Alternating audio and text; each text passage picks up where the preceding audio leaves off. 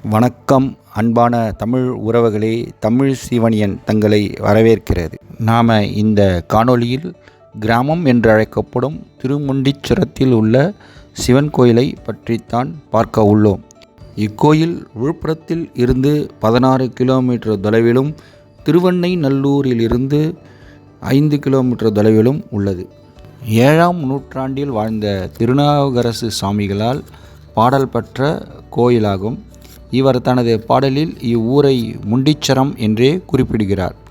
சிவபெருமானின் வாயல் காவலர்களான திண்டி, முண்டி ஆவர். அவர்களில் ஒருவரான முண்டியின் பெயரால் இக்கோயில் முண்டீச்சரம் என்று அழைக்கப்படுகிறது. கிழக்கு நோக்கி இருக்கும் மூலவரை பார்க்க நாம் தெற்கு பக்க வாயில் வழியாக சென்று மூலவரை காண வேண்டும். மூலவர் சிவலோகநாதர் கிழக்கு நோக்கி அருள் புரிகிறார். இறைவனை வணங்கிக் கொள்வோம். அடுத்து கோயிலின் திருச்சுற்றை சுற்றி வருவோம். திருச்சுற்றில் மற்றைய சிவன் கோயில்களில் இருப்பது போல தெற்கு கோட்டச் சுவற்றில் குடையுடன் கூடிய விநாயகர், தட்சிணாமூர்த்தி மற்றும் பிள்ளையார் முருகனுக்கு தனி கோயில்களும் உள்ளது.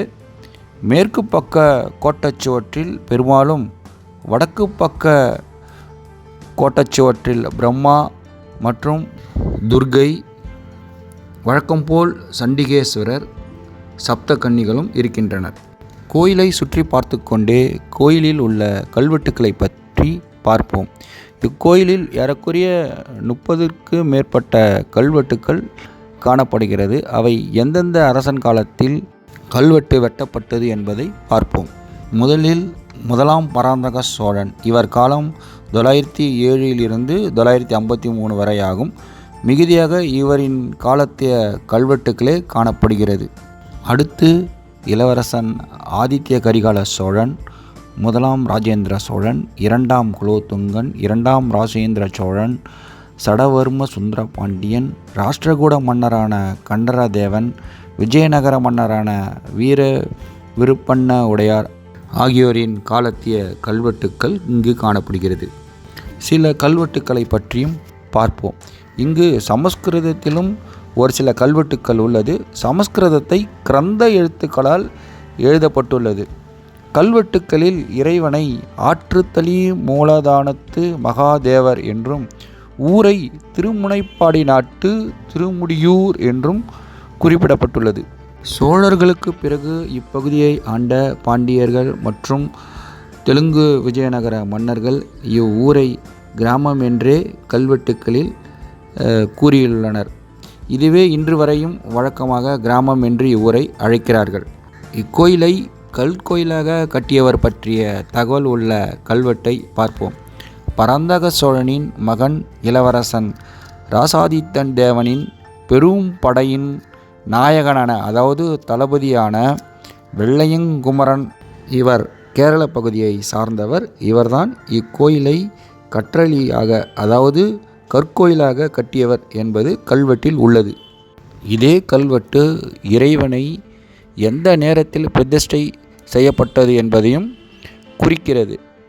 திருமுடியூர் ஆற்றுத்தளி பெருமானடிகள் தை மாதம் சனிக்கிழமை ரேவதி விண்மீனும் கும்ப ஓரையும் கொண்ட நாளில் மதிய வேளையில் இறைவன் கோயிலில் எழுந்தருளி செய்யப்பட்டது என்று கல்வெட்டு குறிப்பிடுகிறது. அம்மன் செல்வாம்பிகை கிழக்கு நோக்கியவாறு அருள் புரிகிறார்.